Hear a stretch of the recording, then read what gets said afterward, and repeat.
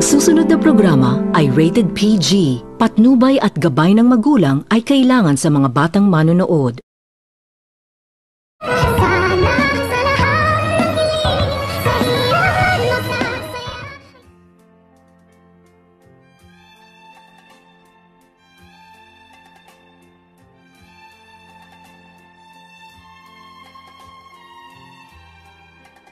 Nagtataka itong si Lynette kung bakit balisa o mano ang kanyang asawa na itong si Dr. Carlos, ngunit pinagmamasdan lamang nito ni Lynette ang kanyang asawa kung ano o mano ang gagawin nito, at dito nagpapanggap itong si Lynette na nagtulog-tulugan kung kaya't ang buong akala nito ni Dr. Carlos na tulog na ang kanyang asawa na itong si Lynette, kung kaya't dali-dali itong tumayo itong si Dr. Carlos, at habang tumayo itong si Dr. Carlos ay dali-dali naman din nitong idinilat ni Lynette ang kanyang mga mata, at pinagmamasdan nito ni Lynette ang kanyang asawa kung ano o mano ang gagawin dito, at dito agad nitong kinuha ni Dr. Carlos ang kanyang cellphone at tiningnan nito ni Dr. Carlos itong si Lynette, at pagkatapos nitong tingnan ni Dr. Carlos itong si Lynette ay dali-dali na itong lumabas itong si Dr. Carlos, kung kaya't nagtataka itong si Lynette kung bakit o mano ganon ang reaksyon ng kanyang asawa na itong si Dr. Carlos, na tila mayroon o mano itong tinatago sa kanya, kung kaya't agad naman din itong naisipan ni Lynette na sundan ang kanyang asawa upang malaman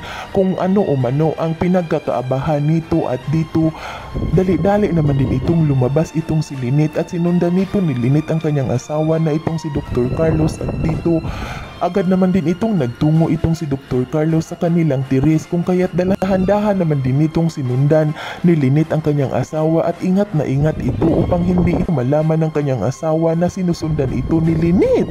At dito nang makarating na itong hardin itong si Dr. Carlos ay agad nitong kinuha ni Dr. Carlos ang kanyang cellphone at mayroon itong tinawagan, kung kaya't pinagmamasdan lamang ito ni Lynette ang kanyang asawa, ngunit ikinagulat nito ni Lynette ng kanyang marinig na binabanggit ng kanyang asawa ang pangalan ni Moira, kung kaya't agad naman din nitong naitanong Lynette sa kanyang sarili kung bakit umano nito tinawagan ng kanyang asawa na si Dr. Carlos itong si Moira sa disoras na gabi. At dito dahan-dahan itong lumapit itong si Lynette upang marinig nito ni Lynette ang pag-uusapan nila ni Dr. Carlos at ni Moira, at dito nang makalapit na itong si Lynette ay gulat ito at ikipinanlaki ito ng kanyang mga mata nang magsalita ang kanyang asawa na itong si Dr. Carlos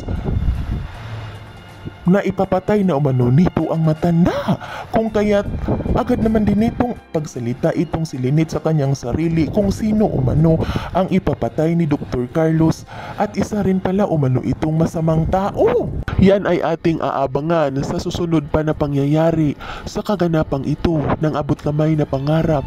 Huwag mong kalimutang isubscribe at i-hit ang notification bell ng aking channel